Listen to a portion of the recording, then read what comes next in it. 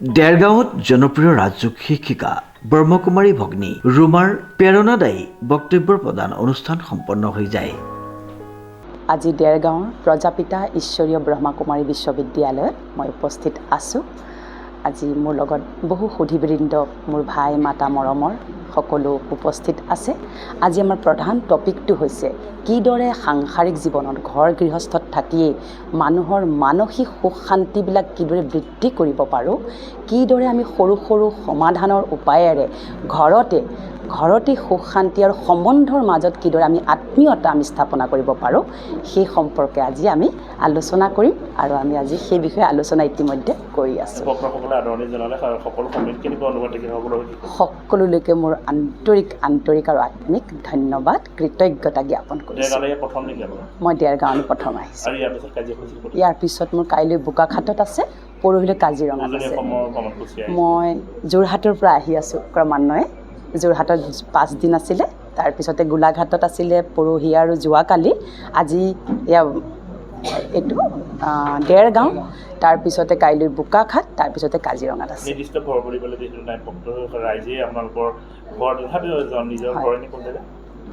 মোৰ জন্মস্থান তেজপুৰ, কৰ্মস্থান গুৱাহাটী।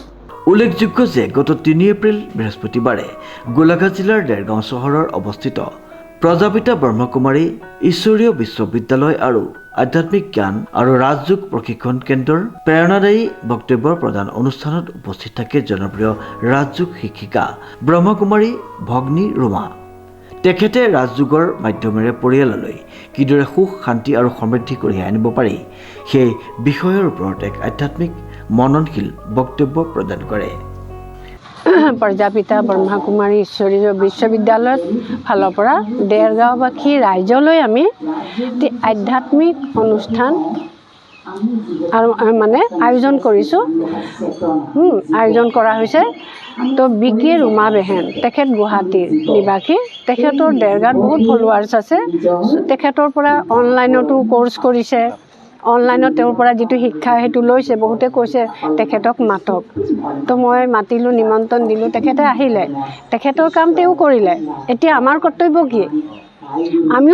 আমি মাতাৰ লগে লগে তেখেতে সময় দি তেওঁ বহুমূলীয়া সময় তেওঁ দি আমাৰ ওচৰত আহিছে। আমি যাতে তেওঁৰ সেইখিনি কথা শুনি লৈ প্ৰেক্টিকেল যাতে আমি কৰ্মত ব্যৱহাৰ কৰিব পাৰোঁ, এইটো মই আশা কৰোঁ দেৰগাঁওবাসীৰ ওচৰত। প্ৰতিষ্ঠা 2003ৰ পৰা। মই ইয়াৰ মুখ্য সঞ্চালিকা ক'ব পাৰোঁ। মোৰ নাম বিকে ৰাণু। গোট খাই কিবা অনুষ্ঠান এনেতো ধৰক চব এতিয়া বৰ্তমান সময় আপোনাৰ চব ব্যস্ত। মই ইয়াৰ আৰু এটা কথা, আপোনালোক ইয়াৰ অহাৰ পিছত কিন্তু একেবাৰে মই নিজেও দেখিছোঁ, ইয়াত কেইবাজনো দেখিছোঁ তেনেকুৱা মানুহ, নাম নকওঁ, এনেকুৱা ধৰণৰ হ'ল। কিন্তু এই ক্ষেত্ৰত কিন্তু আপোনাৰ কোনো ঔষধে কোনো কৰিব কাম নকৰে। এই সম্পৰ্কে কওকচোন, কিহৰ পৰা? এইটো হৈছে আমি মেডিটেশ্যন মানে কি? ধ্যান, নহয়নে? আমি মেডিটেশ্যনত পজিটিভ থট কেইটামান দি দিওঁ। সেই পজিটিভ থটকেইটা যিসকলে বুজি পায়, কাৰ্যত ব্যৱহাৰ কৰে, তেওঁলোকে সেইবোৰ এৰি দিয়ে। খালি আমাক লাগে মনৰ বিচাৰ শুদ্ধ, নহয়নে?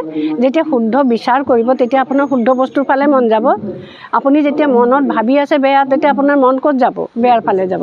তো ইয়াত আমি কিছুমান পজিটিভ থটো দিওঁ আৰু থিংকিংটো আমি চেঞ্জ কৰি দিওঁ যে এনেকৈ ভাবক। আমি ভাবোঁ নেগেটিভ, নহয়নে? নেগেটিভক কেনেকৈ আমি পজিটিভত আনিব পাৰোঁ, এইটো আমি দিওঁ। যেনেকৈ ঈশ্বৰ এজনে, নহয়নে? আমি ঈশ্বৰক সকলোৰে ভিতৰত সোমাই দিলোঁ, নহয়নে? ঈশ্বৰ এজন চবেই জানে, কিন্তু আমি চবেই বেলেগে অমুক ভগৱান তমুক ভগৱান, সেইটো নহয়।